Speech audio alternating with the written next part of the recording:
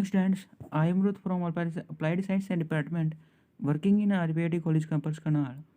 Last video के अंदर हमने डिस्कस करा था करैक्टरिस्टिक मैट्रिक्स। हमने डिस्कस करा था। उसके बाद हमने डिस्कस करा था करैक्टरिस्टिक पोलिनोमियल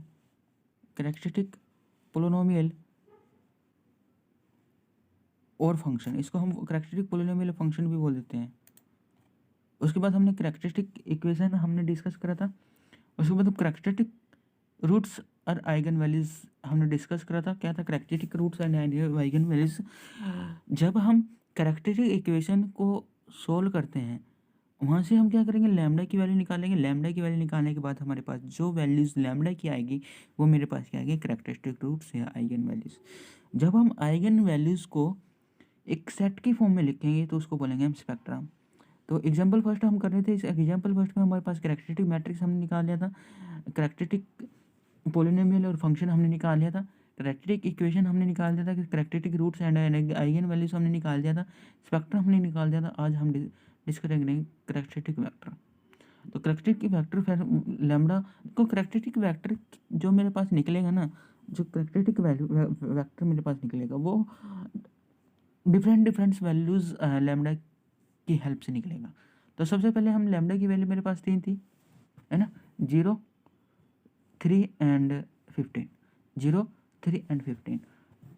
सबसे पहले हम लैम्डा फॉर जीरो के लिए characteristic vector corresponding to lambda is equal to 0 कर देते हैं। देखो जो मेरे पास वहाँ से लैम्डा थी ना, इस इक्वेशन में हम क्या करो, लैम्डा की वैल्यू 0 करता हूँ। जो लैम्डा की वैल्यू हम 0 करेंगे तो यहाँ से मेरे पास x1, x2 एंड x3 की वैल्यू आएगी, है ना। अंदर सोल्व कर लो। अंदर सोल्व करने के बाद हमने देखो क्या करा, ऑपरेशंस की हेल्प से हमने सोल्व करा है। निकाल लिया है मेरे पास x1, x2, x3 की वैल्यू। तो लैम्डा की हेल्प से हमने निकालते हैं। सबसे पहले हम ऑपरेशंस लगाया R1 interchange of R3। R1 को और 3 से क्या कर दिया, इंटरचेंज कर दिया। क्या कर दिया, इंटरचेंज कर दिया। तो यहाँ पर C आएगा। यहाँ पर हमने क्या है, C आएगा। तो यहाँ पर C1 और C3 को हमने इंटरचेंज करा है। C3 एंड C1 को हमने इंटरचेंज करा। उसके बाद हमने ऑपरेशन लगाया कि R2 प्लस 3R1 पे, R2 प्लस 3R1 पे, 3R1 पे। सेकेंड हमने R3 पे ऑपरेशन लगाया, R3 माइनस 4R1।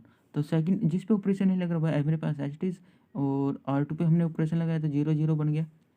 और इसके बाद R3 पे ऑपरेशन लगा गया, R3 प्लस 2R2, और R2 पे ऑपरेशन लगाया माइनस के 1/4 R1। तो जिस पे ऑपरेशन नहीं लगता ना वो उसको हम क्या करते हैं, एच टीज रखते हैं। उसको हमने एच टीज लगाया। उसके बाद दिस इज इक्वल टू 0। उसके बाद हमने क्या करा, सोल्व करा। देखो जब हम सोल्व करते हैं ना, 2x1 मल्टीप्लाई कर दोनों मैट्रिक्स की, 2x1 माइनस 4x2 प्लस के 3x3, ये वैल्यूज मेरे पास आ गई। उसके बाद सेकंड इक्वेशन कैसे मिलेंगी, x2 माइनस x3। तो ये मेरे पास सेकंड इक्वेशन आ गई। यहाँ से मेरे पास x2 इक्वल किसके बराबर आ गया, x3 के। तो x3 के जब इक्वल आ गया तो हम x1 की वैल्यू निकाल सकते हैं। x1 की वैल्यू मेरे पास क्या आई, यहाँ से इसमें पुट कर दो। जब इसमें पुट करेंगे तो मेरे पास x1 की वैल्यू आई है 1/2 x3, 1/2 x3। तो 1/2 x3 आया। तो यहाँ पर क्या आएगा, लैम्डा x3 की वैल्यू हमने सपोज करें 2k, है ना। तो जैसे यहाँ से 2 क्या है, कुछ भी कर सकते हैं हम अपनी मर्जी से। तो यहाँ पर x3 की वैल्यू हमने लेट करा कि 2k है। तो यहाँ पर x1 की वैल्यू यहाँ पर निकाल लो, क्या आएगा, 1/2 इंटू 2k, 2 से 2 कैंसिल। तो x1 की वैल्यू मेरे पास यहाँ पर क्या आ गई, और x2 की वैल्यू क्या आ गई, यहाँ पर x2 की वैल्यू निकालो, कैसे निकलेगी, इसमें पुट कर दो।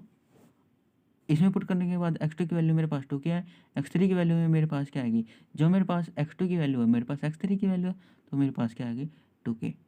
तो यहाँ पर x की वैल्यू क्या आ गई, x1, x2, x3 की वैल्यू क्या आ गई, k, 2k एंड 2k। तो यहाँ से k कॉमन निकाल लो। तो जो ये मेरे पास वेक्टर आया 1 2 2, which is the characteristic vector corresponding to lambda is equal to 0 for each k is not equal to 0, है ना, क्योंकि के इक्वल 0 हो गया तो मेरे पास फॉर सारी वैल्यूज 0 हो जाएगी। अगर सारी वैल्यू 0 होगी तो हम इसका क्या है करैक्टरिस्टिक वेक्टर नहीं निकाल पाएंगे। तो this is characteristic vector corresponding to lambda is equal to 0। Thank you.